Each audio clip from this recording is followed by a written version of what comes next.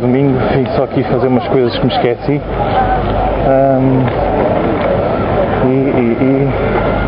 Vocês veem, há business, há negócio para todo tipo de pessoa, para todo tipo de gente. Esta é a cidade de Vila. E vejam os preços aqui dessas cotaçõezitas. Tudo com bons acabamentos. Aqui estes gajos estavam ontem a montar este carro. Vejam como o carro já está. Vejam como o carro já está. Por acaso esta é interessante. Eu não estava à espera de ver o carro. Bom, tanto lá se vai o meu restauro de quase um ano. Espero que a montagem demore 2 ou 3 dias, como está a demorar este carro. Bom, tem para ali muitas coisas. Vamos esperar agora. Aqui o material à terra firme. Sempre muitas barraquinhas. Isto é o que o pessoal viu dizer. Barraquinhas, não estou a falar das tendas.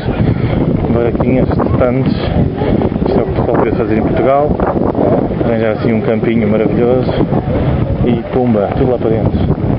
Aqui um bicharoco, uma madame lá dentro. Este carro já cá estava ano passado. North Development, diz agora ali off-road.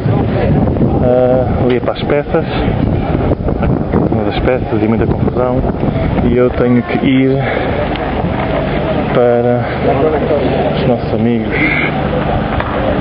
Vamos fazer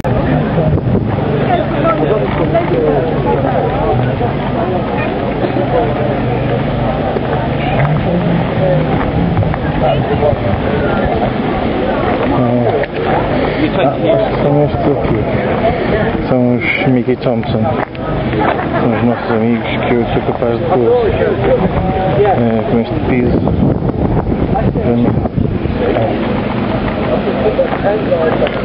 Bom,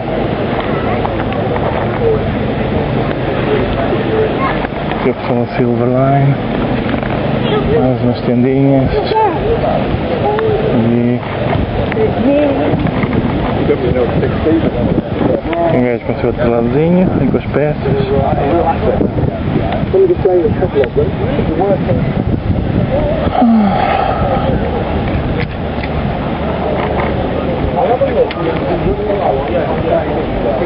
Mais covers.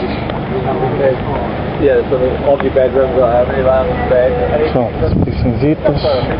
Ali aquele pessoal é muito porreiro, aquilo ali.